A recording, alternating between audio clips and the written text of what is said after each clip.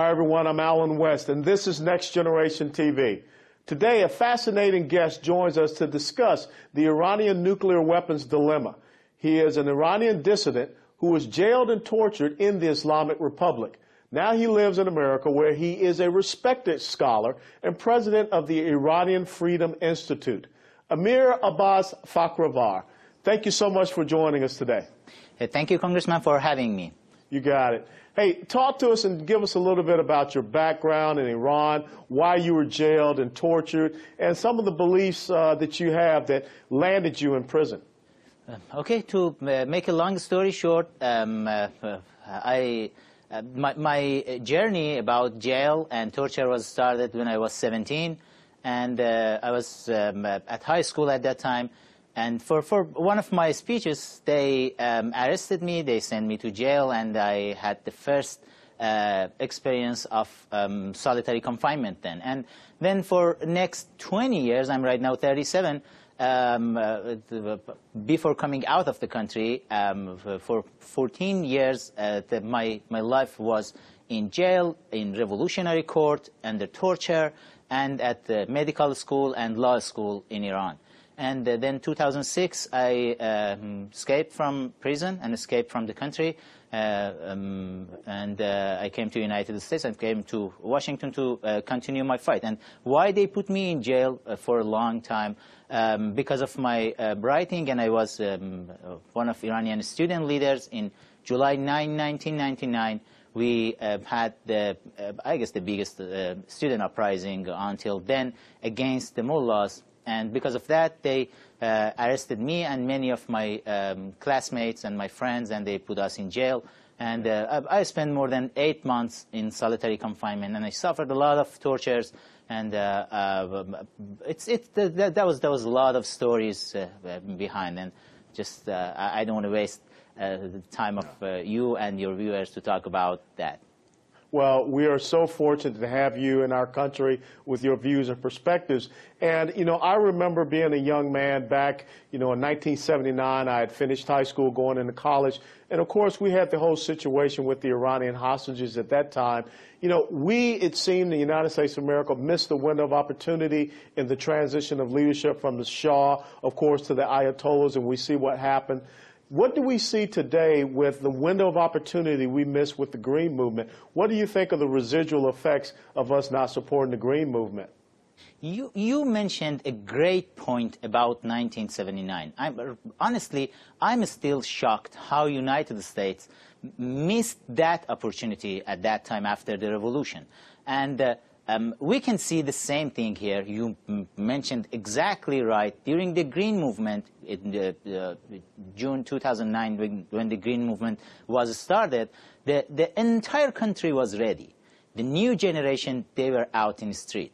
Just one day, if I'm not mistaken, that was June 16, 2009, we had 4,500,000 people in the street, just in one city in Tehran. Yeah. And they chanted death to dictator, death to Islamic Republic. And what happened in Washington, D.C., that was totally quiet. First Lady was chatting with Queen Elizabeth, and Obama was, he said he didn't want to get involved in it.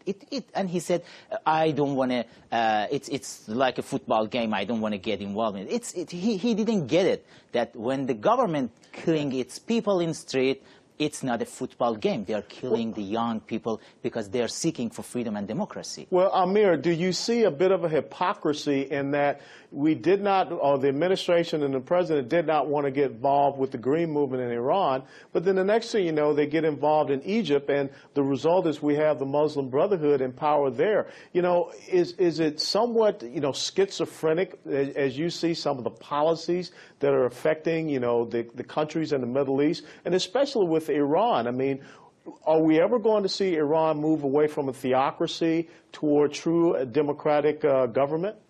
Let's go from the last part of your question. Definitely, it will happen, and because look at the population of Iran. Right now Iran has 75 million people, and more than 70% of this population are under the age of 35, 81% under the age of 40. Most of these people, they love United States. They are pro-American, they are pro-West, and these people, they don't want to live anymore under the mullah's dictatorship. They want to have their freedom and democracy. It will happen. Sooner or later, it will happen. But it depends how United States want to have role there, and how this country that our nation loves it want to, how much friend want to be with us in the future. But you mentioned about this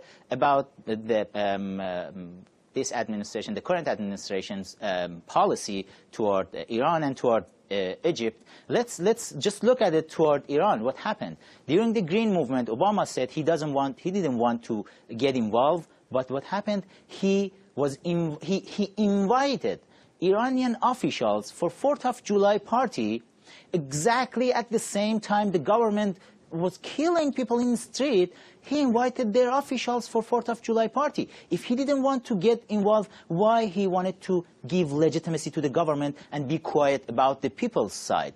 That was wrong. And think about it. The people, they were chanting in the street, Obama, Obama, are you with them or with us? Means, are you supporting the government, sure, or you are with us, the freedom fighters? And you are totally right about it's a wrong policy about. It was wrong about Iran. It was wrong about Egypt. They don't know where they should get involved, where they shouldn't get involved. And about Iran, so, the best thing they can do is just to sit and just make a plan and strategy for Iran. So, Amir, where do you assess the strength right now for Ahmadinejad and Khamenei? And do you really believe that they are getting closer to having that nuclear weapon capability, which will be a game changer in that region? Definitely, it's their dream, the long-term dream to have the nuclear bomb. And to me, it's clear that they want to have it, and they will test it not anywhere inside Iran. They will test it on Israel. If it worked, okay, it's their dream. If it didn't work, they will test it again.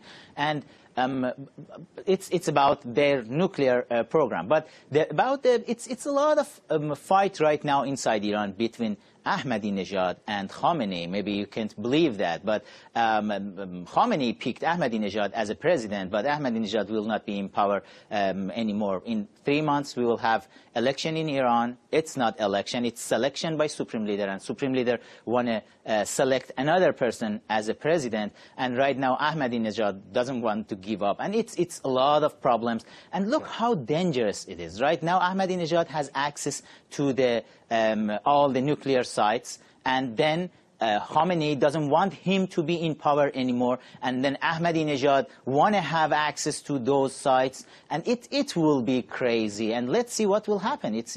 I guess the United States should look a lot more careful about what's happening in Iran. Yeah, absolutely. I mean, I think that there are some internal struggles that you just lined out, which is much the same as the internal struggles we see in North Korea. And we know that there is a collusion between North Korea and Iran. Last question I want to pose to you is, you hear a lot of talk about sanctions.